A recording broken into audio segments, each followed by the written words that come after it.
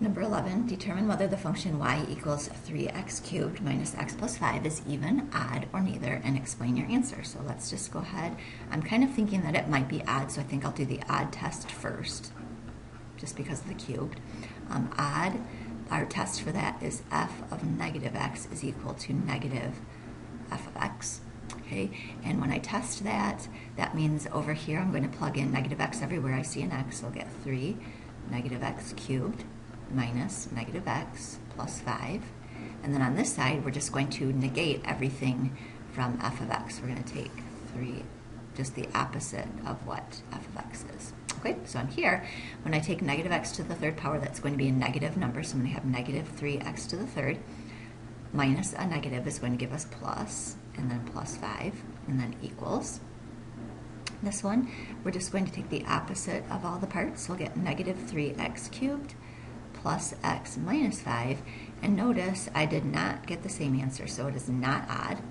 Okay, the next thing that I'm going to do then is test for even. I really am not thinking that it's going to be even because there's a cube.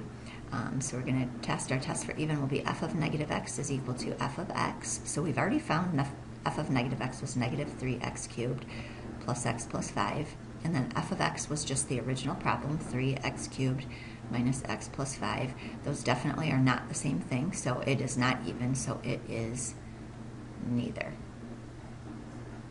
And explaining your answer, I showed my test for odd and even, and it was pretty clear, so that would be a good justification for that.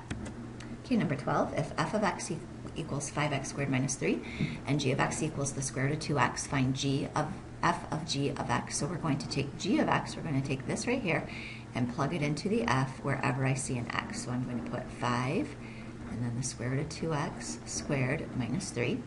When we square a square root, they just cancel each other out, so I'm left with 5 times 2x minus 3, which reduces to 10x minus 3.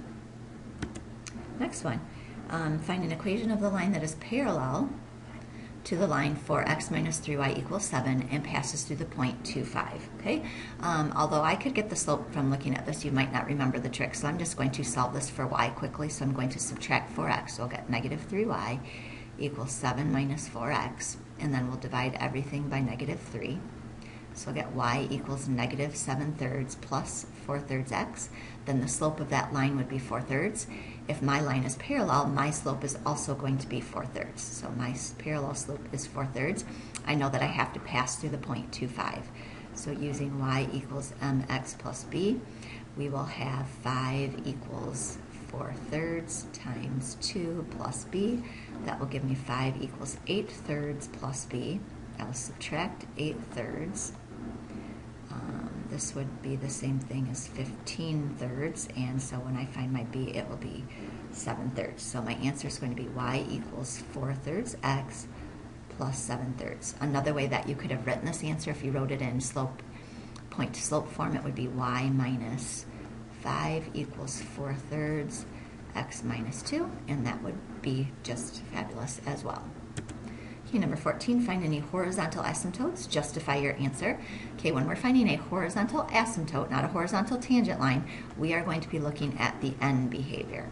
So what I want to do is look at the end behavior. I'm going to take the highest degree in the numerator and the highest degree in the denominator and divide them. So I'm going to have 2x over x squared. That will reduce to 2 over x. So once I've found the end behavior, we want to find the limit as x approaches infinity of that end behavior model. So if I were to plug in infinity for the x, I get 2 over a really big number, which reduces to 0. So when I'm looking for a horizontal asymptote, that will be at y equals 0. Okay, next one, find the limit analytically, which once again means algebraically. And we've got the limit as x approaches 0 of 4 sine of 2x over 3x. I'm going to be using a property that we have found out, that the limit as x approaches 0 of sine x over x is equal to 1. So what we want to try to do is match our signs up. If this says sine of 2x, we really want to make the denominator say 2x as well. So I'm going to have 4 sine of 2x. If I want this 3x to say 2x, the way that I'm going to do that is multiply by 2/3, which means I'm also going to multiply the top by 2/3. Okay, so if I take 4 times 2/3, it's going to give me 8/3 sine of 2x over 3x times 2/3 is 2x. So now I can take the sine of 2x over 2x. The limit as x approaches 0 of that is going to be 1. So then I'm going to have 8/3 times 1, which is 8/3. Number 16, discuss the continuity of the function f of x equals 2x minus 8 over x squared plus 5x minus 36. Include the words removable, non-removable, vertical asymptote, and whole in your discussion. So it looks like we're going to be looking for discontinuities here. So I'm going to factor the 2x minus 8 into 2x minus 4, and I'm going to factor the denominator into x plus 9 times x minus 4. I notice that the x minus 4s cancel. So I'm going to say at x equals 4, what's happening? There's going to be a whole. And that is because of a removable discontinuity. Please notice I did not say there's a removable whole. It's a whole because there's a removable discontinuity. And that x equals -9, because it did not cancel out, there is going to be a vertical asymptote.